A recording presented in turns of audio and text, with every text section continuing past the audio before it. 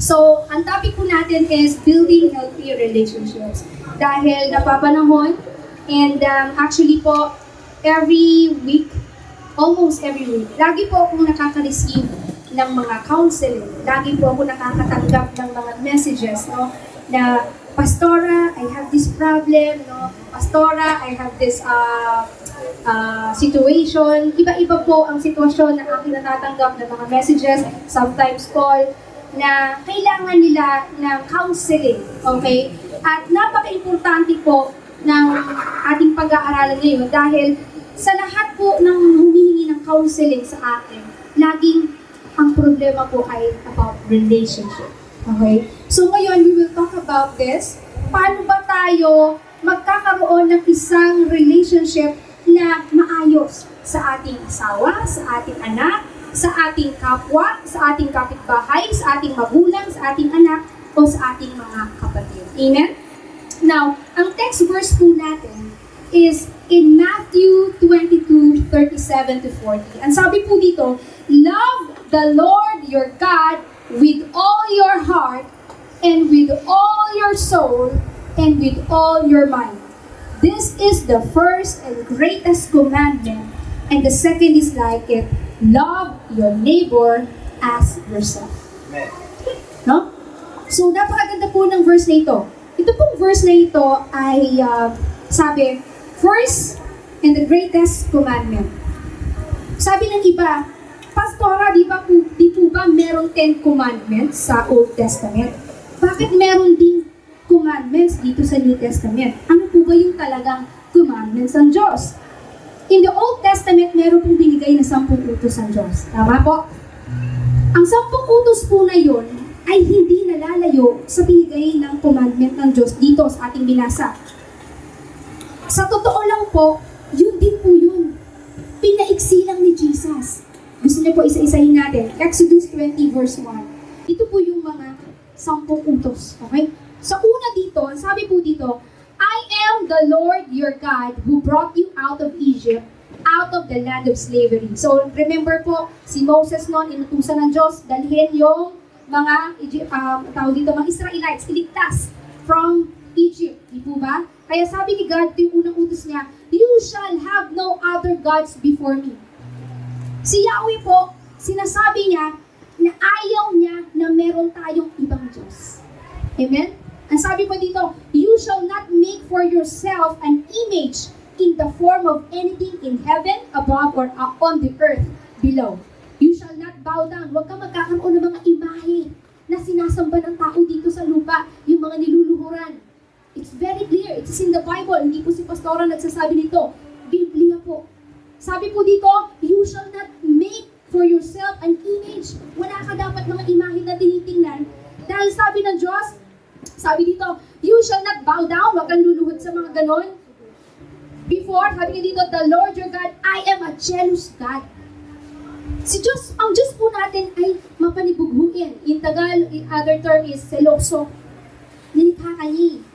Ang gusto ng Diyos, siya lang ang sinasamba mo. Walang ibang image kang niluluhuran. And sabi pa dito, punishing the children for the sin of the parents to the third and fourth generation. May sumpa. No? May sumpa na ibibigay sa ikatlo at ikapat na salinlahi. Kaya pa nagkakaroon ka ng mga apo sa apo, kaya may mga apo, ba't ako may cancer? Bakit ako may ganito? Tanungin mo yung mga niluluhod. Baka lululuhod sa mga images. It's in the Bible. So you have to be careful. So, 20 verse 1, 2, 3, 4. Okay? You shall not misuse the name of the Lord your God. Isa pa yon. Remember the Sabbath day. So, ito pong lahat na ito, pag sama-samahin nyo, pasok po ito doon sa, pakibalik nga doon sa kaninang verse natin. Dito, love the Lord your God with all your heart, with all your soul, and with all your mind. Kaya hindi mo pwedeng sabihin na iba na ito. Ito rin po yung tinuturo ni Jesus. Nagigets niyo po ba yung aking sinasabi? Yung 10 commandments, ito rin po yung pinaiksilang ni Jesus. Hindi lang isa-isa. So it's all about loving our God with all our soul, with all our mind, and with all our soul, mind, and heart. No? So in verse, yung sumunod po na verse, remember the Sabbath day? Doon pa rin yun. Love the Lord your God. Honor your father and your mother. Dito na yung papasok. O, kasi na wala ulit. Dito na ulit papasok yun. Sa love your, pakilakas po. Love your neighbor. Doon po yung papasok. Nag-gets niyo po? So lahat ng mga, huwag kang sasama sa Diyos-Diyosan, huwag mong gagamitin yung mga pangalan ng Diyos. Mag-church ka lagi every Sunday, di ba? Nakalagay yun. I-remember mo yung Sabbath day. 6 days nagkatrabaho ka, yung Sunday, yung pang-pitong araw mo, ibigay mo sa Diyos. Lahat yun sa love the Lord your God. Pero pagdating doon sa i-honor mo yung father and mother mo para magkaroon ka ng magandang buhay. You shall not murder. You shall not commit adultery. You shall not steal. Okay? You shall not give false testimony against your neighbor. You shall not covet your neighbor's house. You shall not covet your neighbor's wife or his male or female servant. Okay? Lahat yun naman pasok dito sa love your neighbor. So, ang tanong, binago ba yung commandments? Hindi. Ito pa rin yun. Pinaiksi lang ni Jesus. Yung 10 Commandments, ito pa rin yun. Okay? So now let's talk about, let's balik lang po tayo ulit sa ating topic. Bakit po ba mahalaga na tayo ay magkaroon ng maayos na relasyon? Mahirap pong magkaroon ng kasama sa bahay na hindi mo pinapansin. Di mo ba? Mabigat sa damdamin mo eh. Mabigat sa damdamin na meron kang kaaway. Mabigat sa damdamin mo na meron kang nakasamaan ng loob. Kaya napaka-importante po na sikapin natin na laging maganda at maayos ang relasyon natin sa bawat isa, lalo-lalo na po sa ating mga pamilya. Amen? Amen po ba? Nandiyan pa po ba kayo? Okay. So relationships are a vital part of our lives. We have relationships with family, friends, colleagues, and even with ourselves. But what makes a healthy relationship? How can we build and maintain strong, loving relationship? Paano ka magkakaroon ng isang maayos na relasyon kung ikaw ay, lalo na kapag ang kasama mo sa bahay, sakit ang ulo? No? Anong gagawin mo? Paano mo mamahalin? Paano ka magkakaroon ng isang maayos na relasyon sa kanya? Alam niyo po, lagi niyo pong tatandaan, the foundation of healthy relationship is Jesus. Jesus teaches us that the foundation of healthy relationship is love. Si Jesus yung unang nagmahal sa atin. Kaya sino ka para hindi mo mahalin ang mga tao na sa paligid mo? Amen? Si Jesus minahal ka kahit hindi ka kamahal-mahal. You cannot say that I'm a perfect, I'm not a sinner. No. Lahat tayo nagkamali, lahat tayo nagkasala, pero anong ginawa sa'yo ni Jesus? Minahal ka pa rin niya. Amen? Mahal na mahal ka pa rin niya. Dahil si Jesus po ang unang nagpakita ng pag-ibig sa atin, siya po ang unang nagmahal sa atin, kaya dapat lamang na mahalin din natin yung mga tao nasa paligid natin. Minsan, mahirap, lalo na kapag yung mga taong to napakahirap mahalin, matigas ang ulo, pasaway, anak mo man ito, kapatid mo, nanay mo, o anuman. Pero lagi mong tatandaan, mayroong isang unang nagmahal sa'yo, at yun ang ating Panginoon. Siya ang pwede mong tingnan. Kapag ikaw ay napapagod na, hindi mo na alam ang gagawin mo, paano mo gagawin to? Paano ka magkakaroon ng isang maayos na relasyon sa kapwa mo, you don't know what to do? Tingnan mo ang Panginoon. Tingnan mo si Jesus, ano bang ginawa niya sa'yo. Amen? We are to love God with all our heart, soul, and mind, and to love our neighbors as ourselves. This means that our relationship should be built on mutual respect, trust, and care. Amen? So now we will talk about the characteristics of healthy relationships. Paano ka magkakaroon ng maayos na relationship? Okay? Number 1 is communication. Communication. Healthy relationships involve open and honest communication.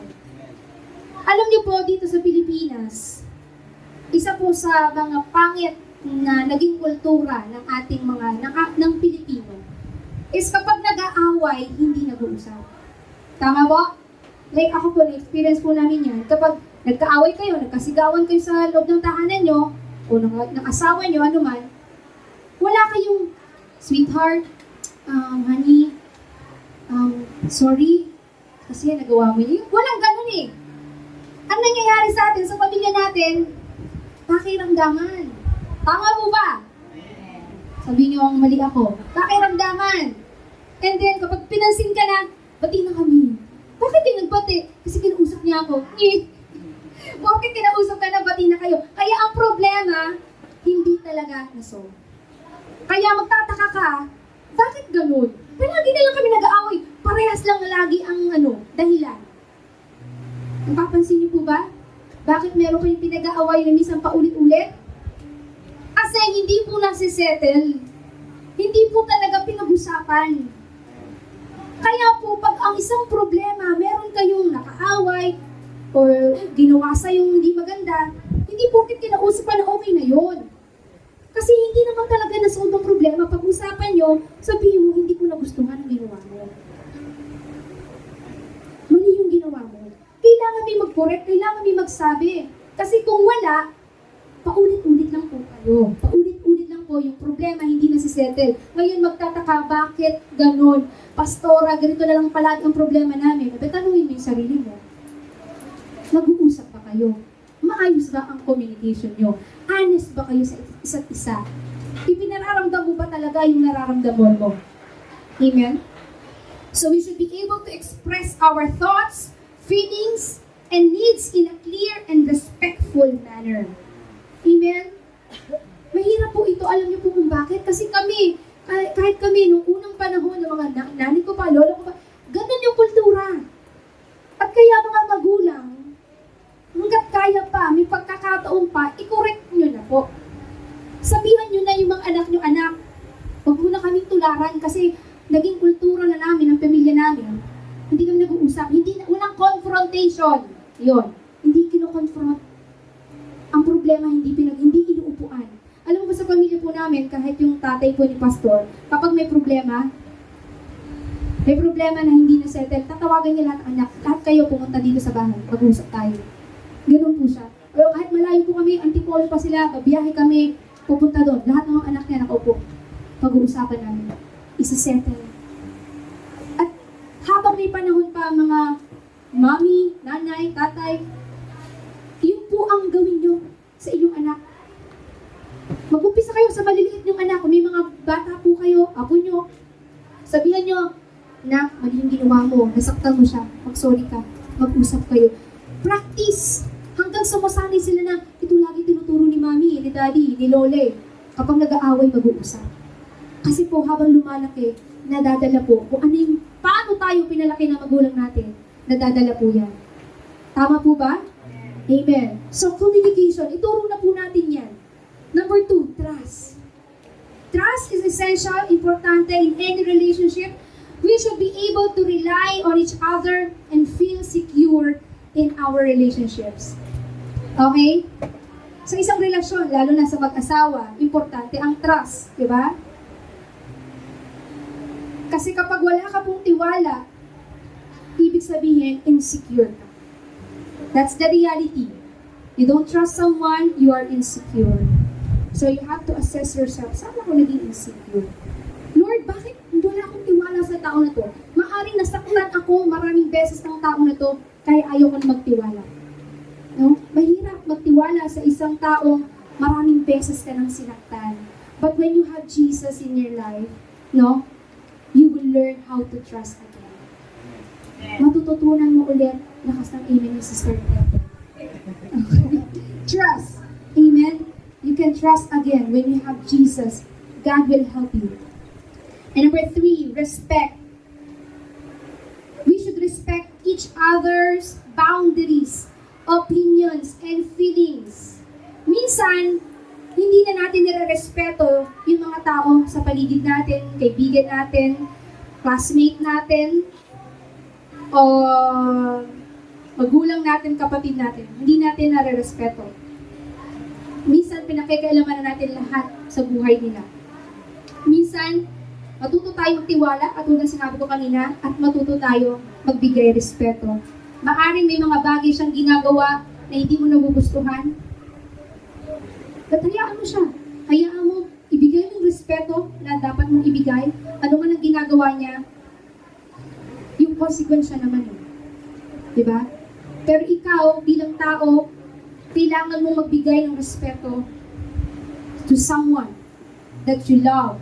At kahit hindi mo pa mahal, matuto tayo magbigay ng respeto sa bawat tao. No? And alam mo, napaka-importante po ng respect, lalo na sa panahon ngayon. Malapit na ang botohan. No? Malapit ang botohan.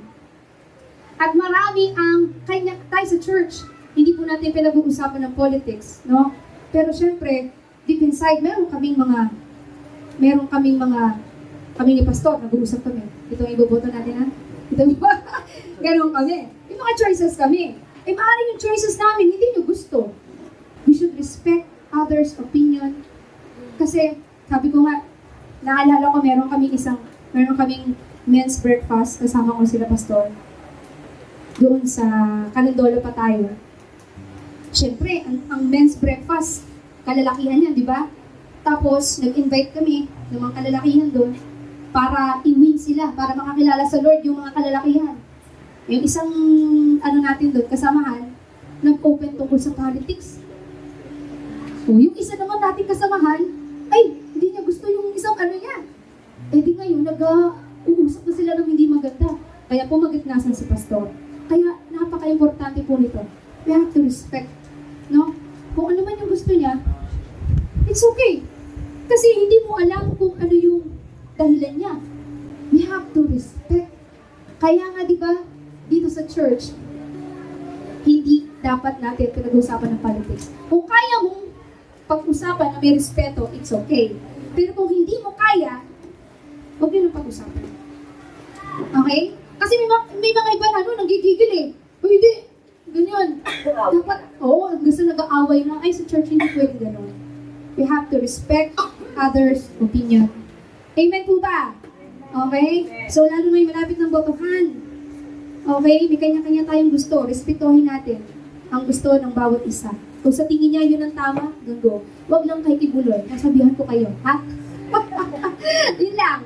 Huwag yun lang kay Kibuloy. Dahil anak daw siya ng Diyos. Ay, anak siya naman tayo. Lahat naman tayo, pag tumanggap kay Jesus, anak tayo ni Lord. Kaya sinasabi niyang kapatid, dati kapatid niya si Jesus. Ngayon, nagbago na siya na mismo si God. So, medyo Pero the rest, wala akong pakialam doon sa mga politics niya. Pero yun lang, yung kanyang stand na gano'n. Doon lang tayo hindi sumusunod. Okay? So, respect. Irespeto natin yung kagustuhan, lalo na sa mga politika. Huwag natin pag-usapan yan. Alright. Empathy. Empathy, we should be able to understand and share each other's feelings. Okay? So, intindihin nyo yung nararamdaman ng kapwa nyo. Huwag laging sarili natin ang iniisip natin. Huwag lagi akong kawawa, ako yung ganito, ako yung ganyan, ako nagbibigay, ako lahat. Kawawa naman ako yung masipag, ako lahat. Intindihin mo rin yung nararamdaman ng iba. Okay? Intindihin mo yung nararamdaman ng asawa mo, kumusta na kaya siya. Intindihin mo yung nararamdaman ng kapatid mo, bakit kaya siya nagkakaganon. Intindihin mo yung nararamdaman ng nanay mo, bakit siya ganon. Intindihin natin. Subukan natin unawain saan sila nanggagaling. Amen? Saan sila nanggagaling? Huwag laging sarili natin, doon tayo nakatingin sa sarili natin. At yung pinaka-last is forgiveness. We should be able to forgive each other and work through conflicts in a healthy and constructive way. Sa pag-build ng relationship, hindi pwedeng mawala ang forgiveness. Hindi pwede. Meron nga akong kilala. Ang tagal niya ng Kristiyano hanggang ngayon di marunong magpatawad. Believe me. But God said in Matthew 5:24, sabi doon, leave your gift there before the altar and go. First, be reconciled to your brother and then come and offer your gift. Ano ibig sabihin nun? Bago ka daw magbigay ng regalo sa Diyos, bago ka sumamba sa Diyos, sabi ni God, puntahan mo muna yung kaaway mo. May nakasamaan ka na loob, puntahan mo muna yung bago ka mag-worship sa akin. Importante importante po sa Diyos ang puso. Hindi importante sa Diyos ang ginagawa mo. Importante sa Diyos kung paano mo minamahal ang kapwa mo. Importante sa Diyos paano mo minamahal ang kapatid mo, ang nanay mo, ang anak mo. Yun ang importante sa Diyos. Yung pag-worship mo dito, yung pagpunta mo sa church, pag-aasikaso mo sa church, wala yan, basura yan. Kung ang puso mo hindi marunong magmahal, hindi marunong umunawa, hindi marunong magtiwala, hindi marunong magbigay, at hindi marunong magpatawad. Yan ang pinaka-importante sa Diyos. Ang makita niya, nagpapatawad ka. Basura lahat ang gagawin mo kung hindi ka marunong magmahal at magpatawad. Believe me. Forgiveness. And always ask yourself, meron pa ba akong sama ng loob sa nanay ko? May sama ba akong loob sa kapatid ko? May sama ba akong loob sa asawa ko? You have to assess yourself. Tanungin mo ang sarili mo. Baka ito kasi ang dahilan kung bakit lagi kang may kaaway. Kung bakit lagi kang may kagalit.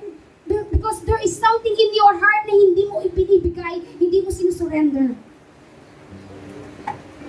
You have to surrender it to God. You have to give it to God. You have to forgive. You have to release forgiveness to someone else. Because you will never have that peace. Hindi ka kailan mga kapatid magkakaroon ng kapayapaan kung ang puso mo ay punong-puno ng inis at galit. Hindi ka magkakaroon ng magandang relasyon. Kahit saan ka pumunta at dalhin ng Diyos, lagi kang walang kapayapaan. Dala-dala mo ang mga bigat sa puso mo.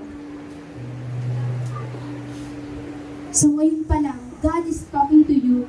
God is telling something na anak, you have to release forgiveness. Minahal kita. Kailangan mo mahalin din ang mga tao sa paligid mo. Kapatid mo man yan, anak mo man yan, nanay mo man yan, love them with all your heart. Hindi mo pwedeng sabihin kay Lord, Lord, I love you with all my heart, my soul, my mind. Pero yung kaaway mo, hindi mo masabihan na, sorry, nasaktan kita sa mga sinabi ko. Amen? We have to release forgiveness. So for building healthy relationships, you have to spend quality time together. You know? Importante po rin, spend quality time with your family, with your friends, with someone else. Yung regular time sa loved ones mo, sa asawa mo, especially sa asawa mo, sa anak mo, lagi kang dapat yung quality time.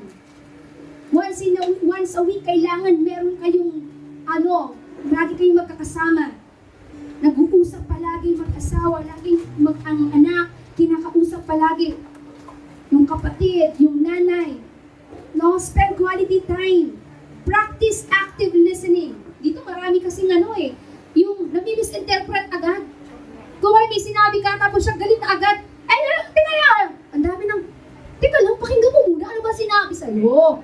Ano ba yung ibig niyang sabihin? Hindi yung dumataktak agad tayo. Amen? Problema natin yan, mga Pilipino. Believe me, naging problema ko rin po yan dati. Lagi ako sinasabihan ni Pastor. Minsan, nagsalita pa siya. Sasalita na agad ako. Sabi niya, pakinggan mo muna ako. Gagano talaga. Pakinggan mo muna ako. Talagang natatahimik talaga ako pag sinabi niya, makinig ka. Ginagawa niya talaga ako. Kasi ugali ko dati, mahilig akong mambara. Mahilig akong, nagsasalita pa siya, kasi babarahin ko. Kasi feeling ko, alam ko na agad yung sasabihin niya. May ganun din ba kayo minsan? Yung parang, lalo mga kababaihan, no? Para talaga, pare-pares talaga tayo, no? Lalo sa mga partners natin. Totoo ba, Janelle? Ganun ba ka? Yung nagsasalita ba kayo, yung parang feeling namin, alam na namin agad yung sasabihin niyo eh. Kaya una na namin kayo. Okay? Madalas ako ganun kay Pastor, kaya sabihin ni Pastor, manahimik ka. Pakinggan mo muna ako. Okay, tahimik. Hanggang sa nasanay po ako, na pag nagsasalita siya, nakikinig ako. Ganun. Alam mo, practice lang talaga. Okay, active listening. Kasi doon, nagkakaroon ng pangit na yung mga misinterpretation dahil hindi mo naintindihan yung sinasabi niya kasi nagsasalita ka kaagad. So, pakinggan. Okay? Makinig. Show appreciation and gratitude. Pasensya na, medyo bulol ako dahil sa braces ko po. Show appreciation and gratitude. Express your gratitude and appreciation for the people in your life. So, i-appreciate naman natin. Kahit minsan yung feeling mo yung mga tao na pasaway sa buhay mo, minsan mo lang ginawang maganda sa buhay mo, appreciate mo din. Tingnan mo rin yung mga bagay na ginawa niya. Diba? Alam mo si Ate Cecil, na-appreciate ko yan talaga. I love you, sis. Okay? Minsan hindi natin napapansin, no? Hindi niyo napapansin. Nandyan lang siya palagi, pero siya ay napakasipag. Pagdating dito sa church. Palakpakan niya natin si Lord sa buhay ni Sir Cecil. Siya po ang nagluto ng pansit natin. Last week siya po nagluto ng sopas natin. So sometimes you appreciate someone. Okay? Siya po, isa lang po ang kamay niyan. Pero talagang magabi pa lang, nire-ready niya na lahat. Naglilinis pa palagi. Amen? Para sa Panginoon. So, learn to appreciate someone in your life, sa family mo. Sino ba yung mga hindi mo naman lang napapasalamatan? O baka pag nautos ka lang ng utos, hindi ka man lang nagti-thank you. Kahit nga sa mga kung sinasanay ko, pag inutusan ko, thank you. Kasi sila, ganun din. Magiging ganun din sila. Okay? So, i-appreciate po natin. Matuto tayo magpasalamat sa mga taong kasama natin. Naging pasaway man sila o hindi, lagi tayong magpasalamat. Malait na bagay o malaking bagay, magpasalamat ka sa Kanya. Kaya hindi dahil sa Kanya, maaaring hindi mo nangyari yung mga gusto mong mangyari. Amen? Please, show appreciation and gratitude. Lalo-lalo na kung pamilya mo. Mahalin po natin. Minsan parang, so ano naman yun eh? Ang bunga nga naman ito eh, ganyan naman ito eh. Tingnan mo muna, wala na ba talaga siyang nagawa? Maganda sa buhay mo? Kahit isang beses? Amen? Especially today, Valentine's Day. Did you greet your family? Niyakap mo ba yung pamilya mo? Yung lagi mong kasama, yung nakakatulong sa'yo palagi. You say, Happy Hearts Day. Okay? Kung hindi, binigay ko chocolate, bigay mo na lang sa akin. Okay. Be willing to compromise and forgive. So, no relationship is perfect. Laging tandaan, walang perfectong relasyon. And conflicts will arise. Be willing to work through issues and forgive each other. Amen? So, ito na po yung pinakalas ko. Conclusion na po tayo. Alam ko masaya kayo kasi maiksi lang ako mag-preach. Okay.